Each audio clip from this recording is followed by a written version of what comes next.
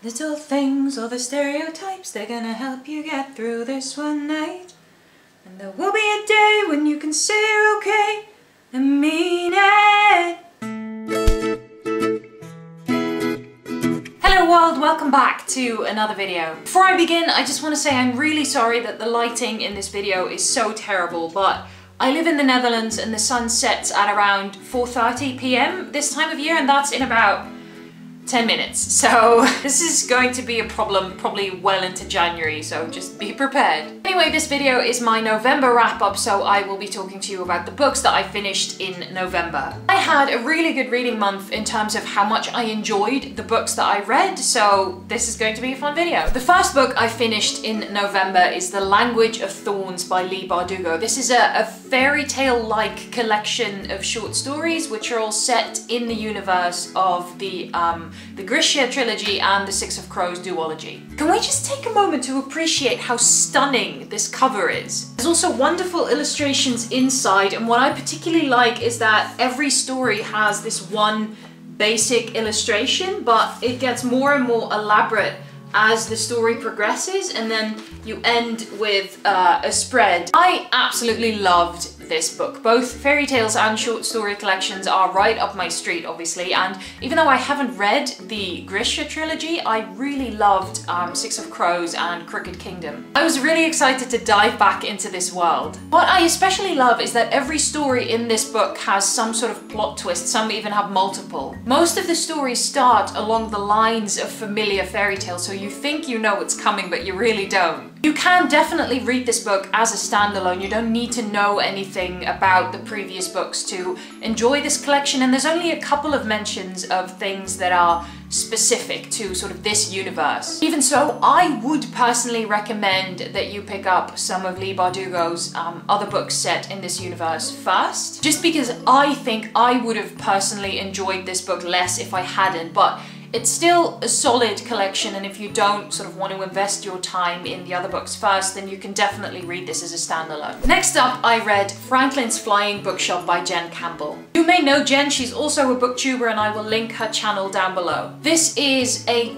children's book, and I want to use that term loosely because I think it can be enjoyed by people of all ages. It's about Franklin, who is a dragon, and he loves to read and share his stories. Unfortunately, people tend to be very afraid of him because he's a dragon, and that makes him very sad until he meets a girl called Luna. The illustrations are by Katie Harnett, and I really love the style. Over half of the book is filled with these 2-page spreads, so you really get a lot of like visual for your money. It's a really enjoyable book about books and stories and storytelling, but it's also about accepting differences and educating other people that different doesn't necessarily mean scary or bad. I then read Kings of the Wild by Nicholas Eames. One of my co-workers told me to read this book because I'm in a band, and I had no idea what to expect, but I really enjoyed this book in the end. The story is set in a fantasy world where these bands of mercenaries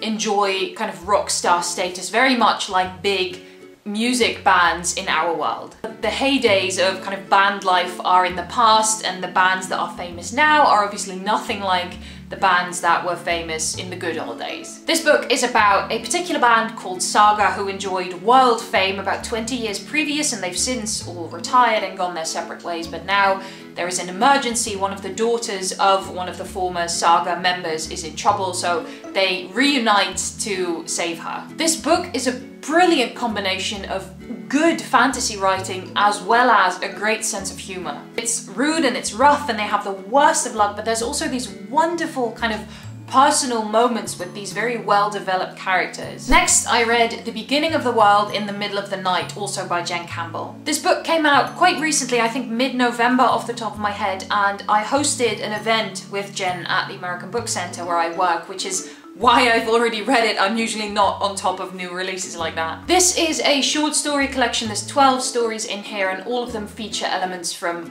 fairy tales or mythology or just this kind of magical vibe. I'm a bit hesitant to call it magical realism because that's usually associated with Latin American literature, and I'm not sure if it's okay to just kind of stick that label on everything. But there are definitely some supernatural, magical elements in some of these stories. I enjoyed reading this book, but I'm especially looking forward to reading it again now that I've talked to Jen about it and she's made me aware of some of the things that I missed the first time around. I think I'll probably reread it in January because I always have trouble to get into the reading groove in the beginning of the year, so I'm thinking I should start with a reread from now on. I then read Secrets for the Mad by Dodie, who is obviously also a YouTuber and who I actually met at VidCon in Amsterdam in April, and I made her take a picture with Sprite. This book is kind of a collection of like stories and moments from her life. There's some like advice stuff in there or stuff that could be read as advice, but it's not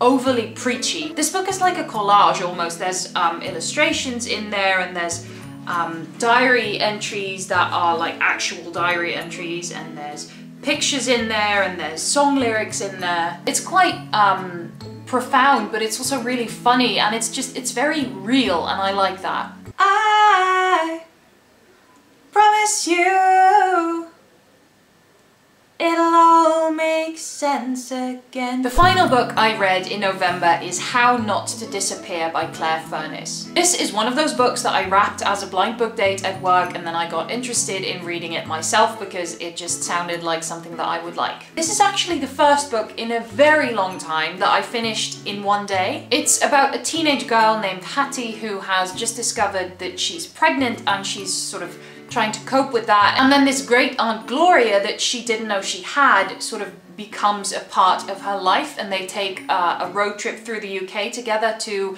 some of the places from Gloria's past. Gloria is in the beginning stages of dementia, and she's trying to tell her story before it's too late, but her story is painful and scary and not always very easy to tell, so it's kind of complicated. I think the reason I latched onto this book from the start is because the writing is just so excellent. I love the way in which social issues are incorporated into the story in quite a natural way. It doesn't feel like the author is trying to hammer home the point. I also love the theme of how much the past is still influencing the present, and like parallels that can be drawn even though some of the characters may not even be aware of it. So those are all the books that I read in November. Like I said, I had a really good reading month. I really enjoyed all of these books. Let me know in the comments what you read in November and if there's anything that you would recommend to me. Thank you for watching this video. I hope you liked it, and I will see you again in the next one.